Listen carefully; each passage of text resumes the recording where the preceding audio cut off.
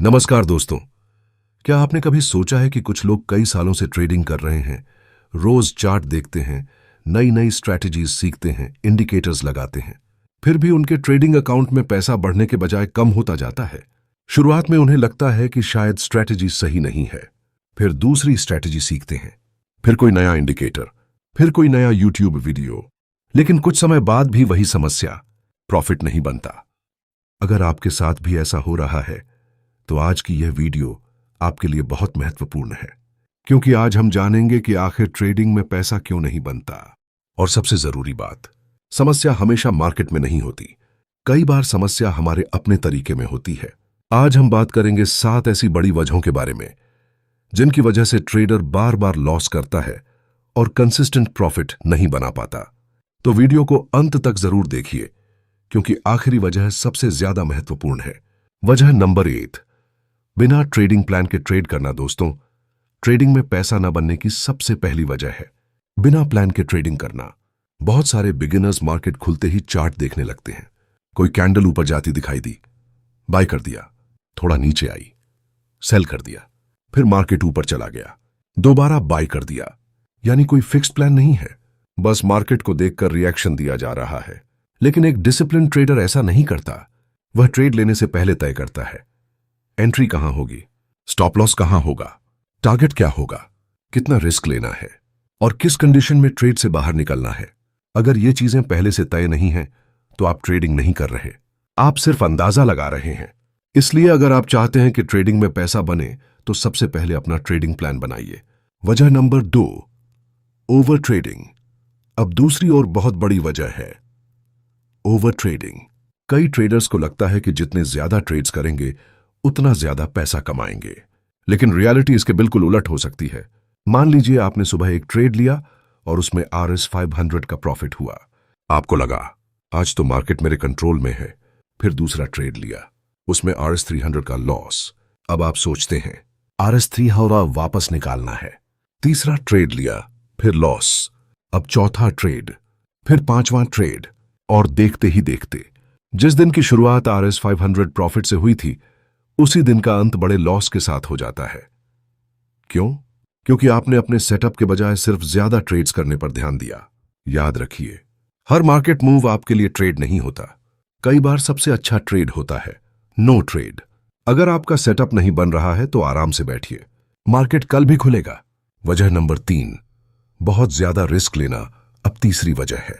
एक ट्रेड में जरूरत से ज्यादा पैसा रिस्क करना। मान लीजिए आपके पास RS 1 लाख का कैपिटल है। अगर आप एक ट्रेड में इतना बड़ा रिस्क लेते हैं कि एक गलत ट्रेड में आपका RS 10,000 या RS 15,000 चला जाए, तो आपके ऊपर साइकोलॉजिकल प्रेशर बहुत बढ़ जाएगा। प्राइस थोड़ा नीचे जाएगा और आप घबरा जाएंगे, थोड़ा ऊपर जाएगा तो लालच आएगा, और इसी फियर और ग्रीड की वजह से आप अपने रूल्स तोड़ सकते हैं। ट्रेडिंग में आपका पहला काम पैसा कमाना नहीं है, पहला काम है कैपिटल को बचाना।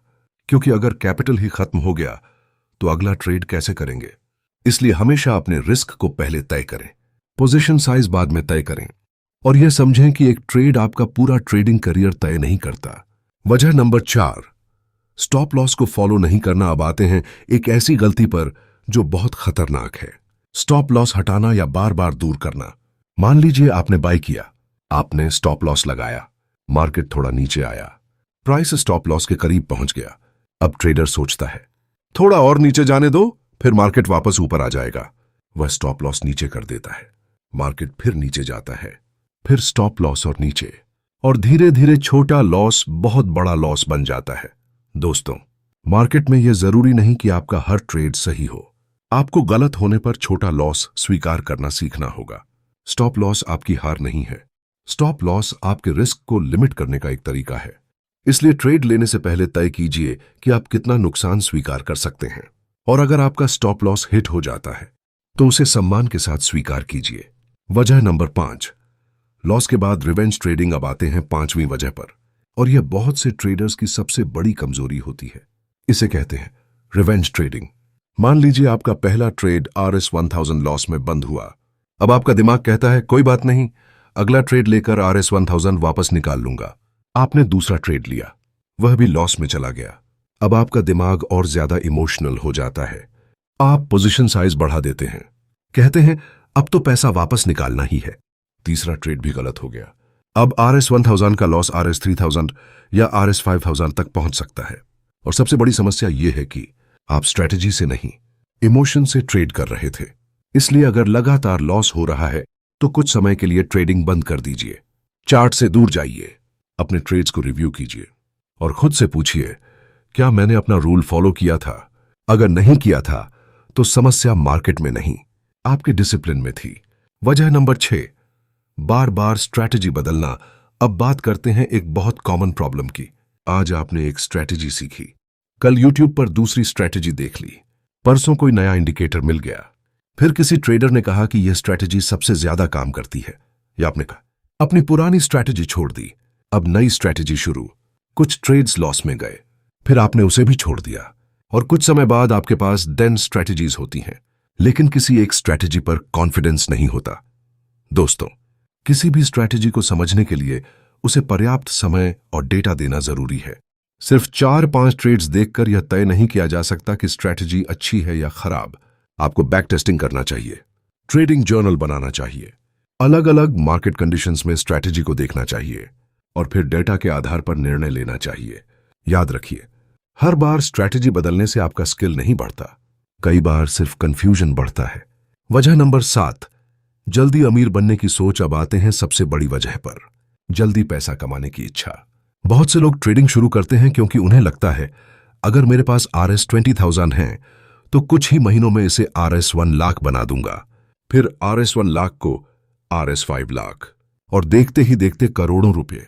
लेकिन ट्रेडिंग कोई मैजिक नहीं है, ट्रेडिंग एक स्किल है और स्किल सीखने में समय लगता है।